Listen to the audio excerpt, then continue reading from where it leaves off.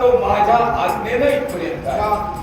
म्हणजे नेमकं प्रयोजन त्यांच्याकडून कळलं नाही, तुमच्याकडून कळेल तरी अपेक्षा आहे. पूर्णपणे करणारच, आणि हे कळविण्यासाठी इथं आलोय.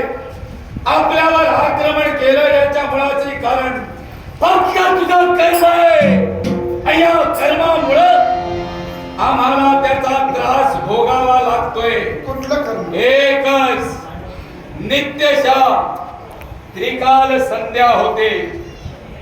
प्रातःकाळी, दुपारी आणि संध्याकाळी अशा 3 संध्या होत आहेत. या संध्येच्या वेळी जे तुला अर्घ्य दिलं जातं, या अर्घ्याच्या पुण्यामुळं ब्रह्मतेज निर्माण होतं, ब्रह्मास्त्र निर्माण होतं, आणि त्या ब्रह्मास्त्रासाठी आमचा शेवट होतोय.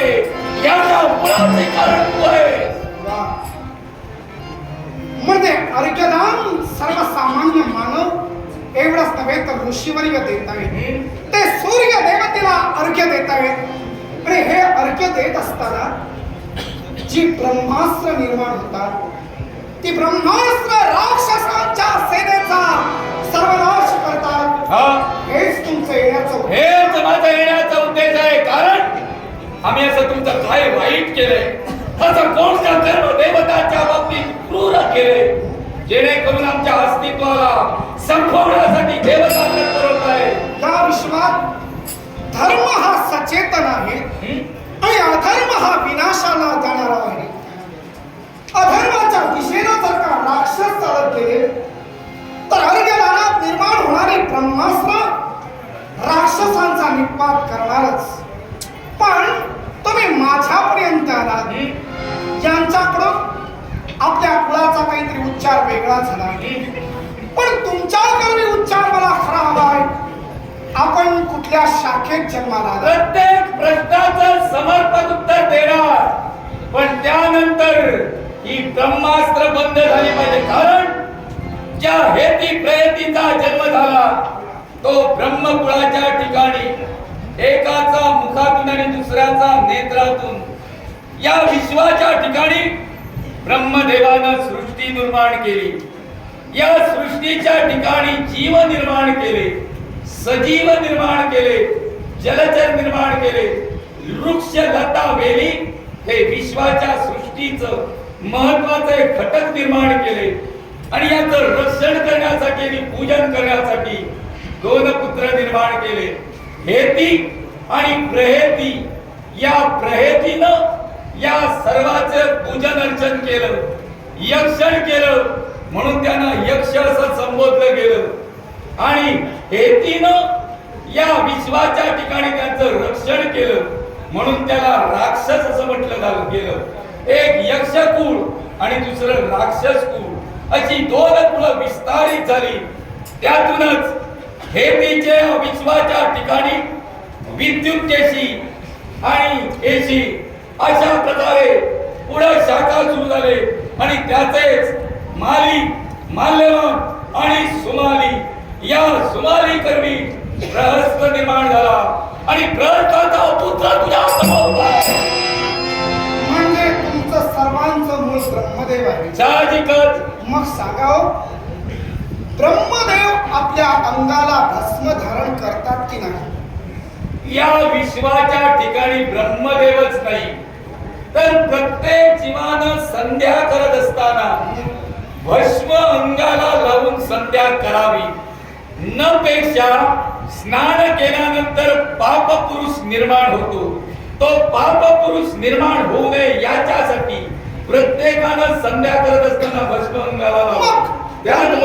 वीरांची जर का अंगाला भस्म धारण करतात आणि भस्म धारण करताना अर्घ्यदान देतात, तर मग मला सांगावं, ते सुद्धा अर्घ्यदान देताना भस्म धारण करत असताना तुमचे राक्षस मरतातच. जर ब्रह्मास्त्र अर्घ्यदानाने निर्माण होत असतील आणि राक्षसांना संपत असतील, तर ब्रह्मदेव सुद्धा अर्घ्यदान करताना ब्रह्मास्त्र निर्माण होतात आणि राक्षसांचा मृत्यू उद्भवतो. मग हा जाप मला विचारायला आला, हा जर ब्रह्मदेवांना विचारायला गेला असता तर तुमच्या कुळाच्या कुलपुरुषाला विचारण्याचं भाग्य मिळालं असतं. भाग्य ते आणि अर्घ्य जो स्वीकारतो तो सूर्यदेव आहे. वा. आता तुझ्या कर्मी ही गोष्ट घडत आहे. कर्म करणारा प्रत्येक जण कर्म करत राहणार. त्या कर्मानुसार कुणाला त्रास होतोय हे तुला कळलं पाहिजे. अर्थात या विश्वाच्या ठिकाणी आम्ही देवतांना सहाय्य करणारे होतो. हेती प्रयती यांची पत्नी गंधर्व कन्या होती. सुमाली माली माल्यवान यांच्या पत्नी सुद्धा गंधर्व कन्या. मग यांच्या बाबतीत देवेंद्रानं कपट करून त्यांचा शेवट करण्यासाठी लढण्याचा प्रयत्न का केला? अर्थात आमचं वर्चस्व तुम्हा देवतांना नको. अरे दानवांची संघर्ष देवतांचा असताना या हेती प्रयतीनं सहाय्य केलं, विद्युत केशीनं सहाय्य केलं, माली सुमाली माल्यवानानं सहाय्य केलं. असं असताना सुद्धा तुम्ही त्यांच्या बाबतीत जर पापाचरण करत असाल, मला तुमचं अस्तित्व मान्य नाही. हे मदनग्रहासु काय? केवळ सहकार्य केलं. हे सहकार्य काही काळासाठी सीमित होतं. यक्षांनी नेहमी मात्र देवतांना सहकार्य केलं आणि अजूनही ते करतायत. पण राक्षस मात्र विरोधी बनले. मग मला सांगा, विद्युत केशी या विद्युत केशीची पत्नी म्हणजे सालकंटका ही तर गंधर्व कन्या. असं असताना जन्माला आलेला मुलगा सुकेशी याला मात्र मुलाला सोडून दिला, वाऱ्यावर सोडिला. तेव्हा शिव शंकरांनी त्याचं रक्षण केलं. मग ज्या देवानी तुमच्या कुळातील एका जन्माला आलेल्या बालकाचं रक्षण केलं, तेव्हा देवतांना तुम्ही दोष दिला नाही. तेव्हा देवतांना दोष न देता तुमच्या कुळातील कुळपुरुषांनी तुमच्या केवळ सुकेशीच्या बाबतीत विद्युत केशीला विचारणा करायला हवी होती. का केली नाही? एकच कारण आहे. याच्या अगोदरच देवेंद्रानं त्या द्वीपावर या राक्षसांचं आणि यक्षांचं अस्तित्व होतं. त्या अस्तित्वाला तोडून काढण्यासाठी, मोडीत काढण्यासाठी देवेंद्र तत्पर ठरला. कारण दानवांना पराजित करण्याचं सामर्थ्य यांच्या अंगी होतं आणि तेच पराक्रम देवतांच्या बाबतीत कुटीला होती. या कारणास्तव अस्तित्वापासून दूर केलं आणि जनस्थानाच्या ठिकाणी त्यांना स्थित राहण्यासाठी वनावनात भटकणं क्रमप्राप्त होऊ लागलं. प्रत्येक जण आपला असणारा घटक आणि वंश वाढावा याच्यासाठी मोकळेपणानं जगत होते.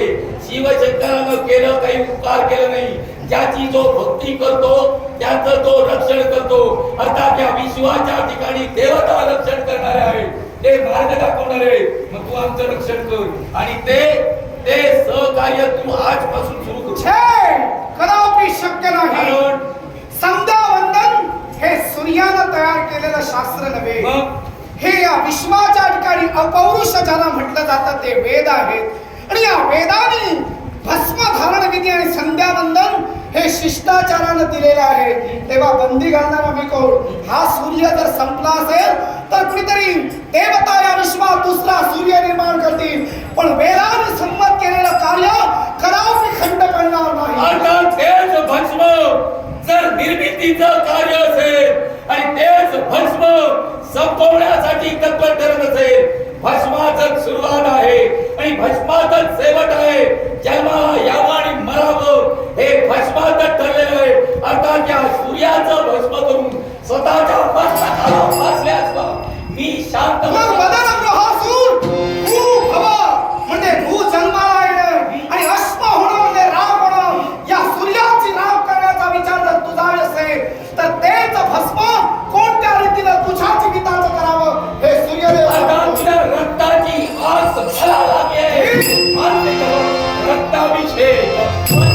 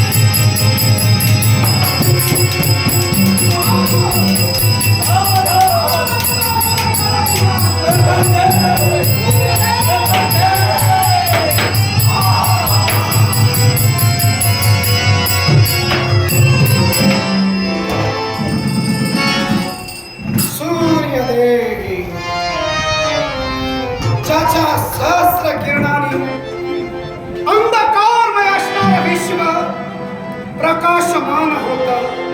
अर्थात तोच सूर्यमेघ त्या विश्वात एक दिवस उगवला नसेल, एक दिवस उदयाला आला नसेल, विश्व जाळून खाक होणार, विश्व अंधकारात